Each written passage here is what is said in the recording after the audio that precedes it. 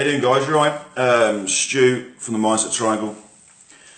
I'm going to do a video about my last month, 6 weeks, 2 months, and the breakdown and the what happened before my meltdown, before I went to hospital for a week, and why I believe it happened.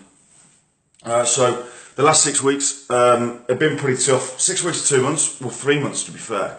My breakdown in relationship, so I'm getting divorced from my wife, leaving the family home, trying to set up a new life for me and my daughter,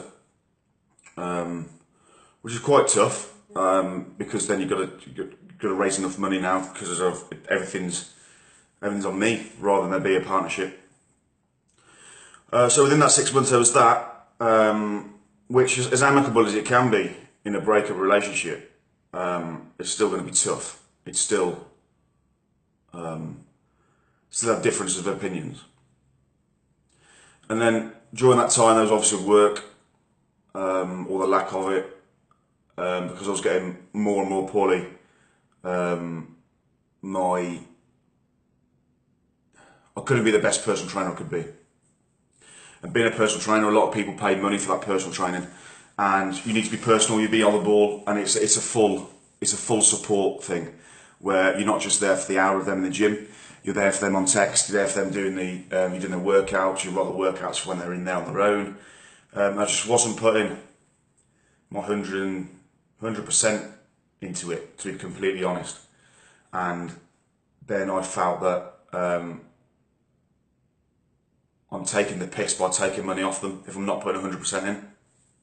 So I stopped looking for clients, knowing for that. So then my clients were dropping off. So I was down to like a handful, 2, I think. And then the book, there was a lot of work to do on the book. But that's all done now, that's gone, that's really exciting. So then my drinking upped, because I get more stressed. And I wasn't drinking to get levered every night. Far from it. I was just leaving work or leaving something, and I was feeling more wound up or more worried about something. So it was more of a habit just to grab a bottle of wine on the way home. And if you don't know me, I'm no glasses or a full bottle. So that was becoming like 3-4 days on the trot, which was tough. But it's what I've done for 17 years of depression, is drink. It makes you feel good for that time, doesn't it, before you go to bed. And then, stupidly, I got someone from a publishing company contacted me. We had a meeting with them about the previous book, but they said they're really interested in my own story about how I live with depression, how I've lived with it, how I cope with it, what my normal day-to-day life, where it's come from.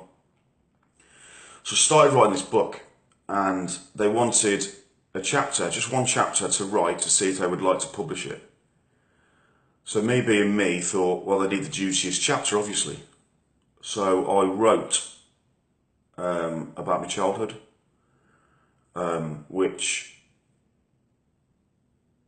involved a stepdad that wasn't very nice to me or to my sister. So I started writing that, and there was a few things I remember. So it's going on from age 7 upwards. There's a few things I remembered, but then I had to confide in my mum and my sister about dates, because I wasn't really sure. And the more they were talking, the more things we were talking about, the more memories popped up. And I think undercurrent of my mood at the moment was just building and building and building. So I was remembering a beating, or I was remembering something that happened that was detrimental to my childhood, but I'd knocked it off. I completely forgot about it. Obviously, as a kid, I just blanked it off and got on with playing football in the park or whatever. And I think that was just a little bit too much. I haven't touched it for about 3 weeks now. But the couple of weeks leading up to my stay in hospital, I was experiencing the wanting to self-harm quite a lot. It's unexplainable how you feel. It's just, you get it's amazing. You just get a rage in you as much. It's just wow. So I can't explain it. The amount of times I just sat in the van and punched the steering wheel and screamed at the top of my voice 5-6 times. I've punched myself quite a few times just to release that, because it just needs to. It's like a pressure cooker, and you're just waiting for that steam to go, or waiting to open that lid to release the pressure that's inside it. That's the only way I can explain it. And that was happening quite a lot on the run up to that Friday night. But I hid it away from people. It's really ironic because I talk quite a lot about my mental health. Quite a lot, as you know. And I advocate and try and remove the stigma about talking, but I just didn't talk for that 6 weeks about everything really. About how the book was affecting me, the breakdown in my marriage, trying to look for a place, no work. And so we got to that Friday, and I think within that week I'd spent quite a few points at the top of the rage spectrum and screamed quite a few times. And on that Friday I was at home, and I don't really remember much of the evening.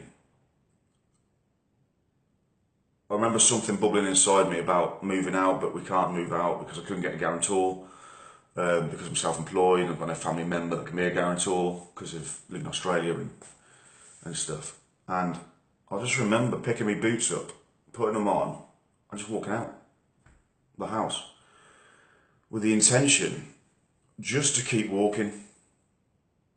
And I couldn't give a shit where I went. And there was just no feeling inside me, apart from I'm doing everything I can 100%. I can't make it right. Can't make the living arrangements right. Can't do work right. Everything I was doing, I just wasn't doing it right, or wasn't doing it to my best of my ability, or was doing it to my best of my ability, but I wasn't doing the right thing. It just wasn't working. And as much as I was putting the work in, it just still wasn't working. So I just wanted to walk. So I walked down the road, got to a pub. Went in the pub. I sat down with a pint on my Todd and looked up, and the England game was on. And I don't remember anything of the game, because I was just in a zone, in a complete different mood. I remember someone saying hello to me, and I just didn't even say anything back. And then I just got up and walked out, and then carried on walking. Got to another pub, and another pint. Bought some fags, which I hadn't smoked for, can't remember, quite a while. So I bought some fags, changed smoke to the next pub, had a pint, walked off, carried on walking. And I got to a pub and had a pint there, and then sat down, and I felt the rage building and building and building, so I drank that and then got another pint. And then it was like a click in my brain. It was just like, why do you need to walk? Just fuck it all off. So there's a bridge that I walk past every day at work, or drive past. And I've always thought, in my down days, that's a good place. So I left a pint. So I was completely out of character, leaving a pint, just paid for it. Put me body warmer on, hands in pockets, and stormed out. It was raining, it was cold. And probably the bridge was about a good 1.5 to 2 mile walk. I just walked towards it, but I was stomping towards it. Like, it could have been classed as a jog, but I was proper striding. And the rage was there. The rage was probably about there, and I was holding my breath and couldn't breathe, struggling to breathe.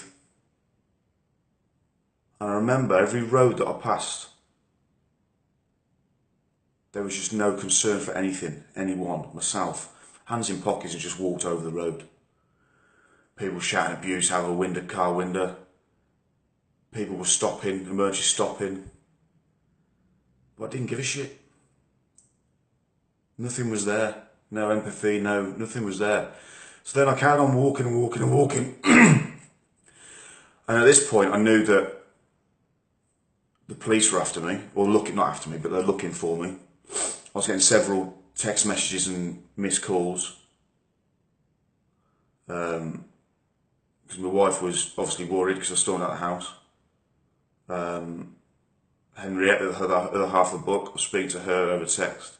My daughter, I told that I was done and I can't be bothered with anything, which I regret massively. I just walked, and then I got to the bridge. And I took everything out of my pockets, lined them up on the top of the barrier. And I don't remember this, but I pulled my phone out of my pocket, and I looked, and there was a few messages on there. And they were saying, "Where are you?" And I just put the bridge, press send, and just put my phone on the side. And I stood there and just looking down, looking at the lorries, looking at the cars, working out the timings, how long it took that lorry to get from that tree to the bridge. Wondered how long the drop would be. And out of nowhere, my wife turned up. I thought it was strange. I couldn't work it out. So I swore at her to get her out of the way. And the next thing I know was just an arm on my shoulder, hand on my shoulder, and it was a copper. And I just hit the roof and went nuts. Trying to push him away, push another one away. And then there was complete meltdown. I ended up being pinned to the floor, put the handcuffs on, led to the car and sat in the back of the car. Waiting for an ambulance. We went to QE in Birmingham. Staff are amazing. NHS is amazing. If you think what they go through, and the police are amazing. I apologised to the police after, when I calmed down a little bit. But then I was at QE, very emotional, very hard few hours there. But they kept on bringing me in coffee and sandwiches, and they were really looking after me, to be fair. It was lovely. And then I was seen by 2 psychiatrists and a social worker who asked about everything, told them about everything. Then they advised me to voluntarily admit myself into an acute men's mental hospital with the intention to stay there. They said that, that if I didn't, then they might have to make me. And I knew through the work that I did that that would be a minimum of, I think, 21, 28 days, which I was very scared of. So I voluntarily went in. Then I got picked up and taken to this hospital with 16 men in, including myself. And I was just numb. Probably from Saturday morning when I got there to Monday. Didn't talk, didn't speak to anybody. Well, the doctors and the nurses, obviously. It was a very lonely time, a lot of time to reflect, a lot of time to think about the mistakes I just made that week. Why I didn't talk to anybody. Loads of people speaking to me on my phone. I was allowed my phone, which was brilliant actually, because it was just the contact with the outside world and contact with the loved ones and the people I wanted to speak with. But the amount of messages and good well wishes were amazing, which I thank you very much for, because it pulled me out of a very horrible spot. But yeah, it was a long week in there. I started my medication again because the week before, leading up to the Friday night, I stopped taking my medication on the Sunday previous. Not because I wanted to, I ran out of money. I had £20 left in my bank. It was either buy a prescription or put it in the tank of the van. So I drive to work and stuff. So it was just forced not to do it. Stupidly, I've got loads of friends and family that would have given me that 20 quid. But going back to the male pride thing, as we always do, that's what I did. So they put me back on the course of medication. Seen a psychologist twice. And then they discharged me on the Friday with with me seeing the home team, mental health home team every day this week, or speaking to me at least on the phone because I've started work, and I'm going to get put into community mental health team, and then work on these things because obviously there's a lot about my past that come back to bite me on the ass. I just need tools in place, I suppose, and not to fill up my plate. So I'm really conscious this week. I haven't started work officially really in PT world. One, because December, it's crap anyway. And I don't want to put too much pressure on myself. I still know I'm quite fragile. Drop the drinking, but then I don't feel the need to have one to de-stress. So it's on the up now, really. I did some work yesterday. I had 2 spin classes. It was my first full day yesterday. So I had 2 spin classes, one at 6:30 and one at 6 o'clock at night. And then I've been asked by a great company called Altruist Enterprises, who work in the mental health sector, to be the face of an e-learning film to go into businesses. So I got filmed at Solihull College, doing some videos. Yeah, I did about 7 or 8 videos, all on mindfulness and just looking after yourself, really. So yeah, that was great yesterday. So now I'm on the up, but what I want to talk to you about is the mistakes that I made the last 6 weeks.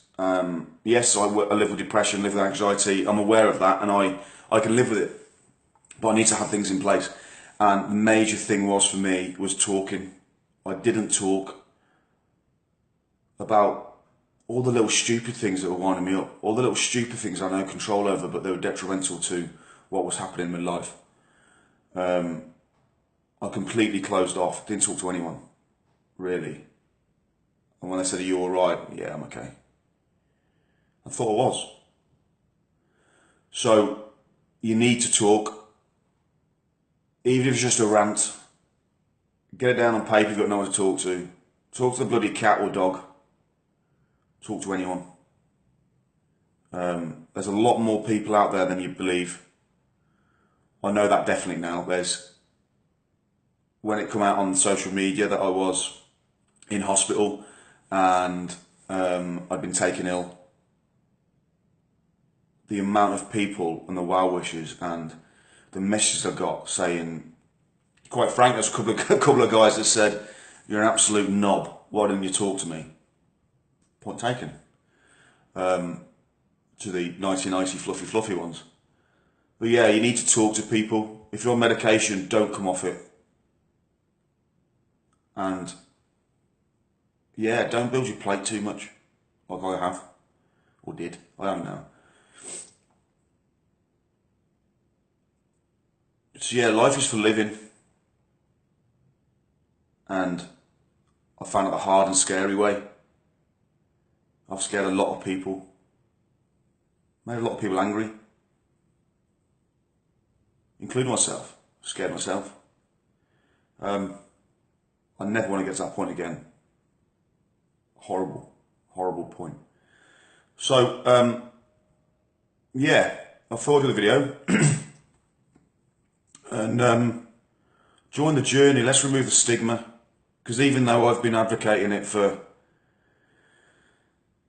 2-3 years, obviously some governed by it, because I hid behind it, never spoke to someone for 6 weeks, because I thought maybe I was weak or doing my job properly. Who gives a shit? Who honestly gives a shit? So just talk. Alright, thank you very much for listening. Like I say, my door's always open, so give me a message, ring, whatever. Alright guys, thank you very much for listening. Laters.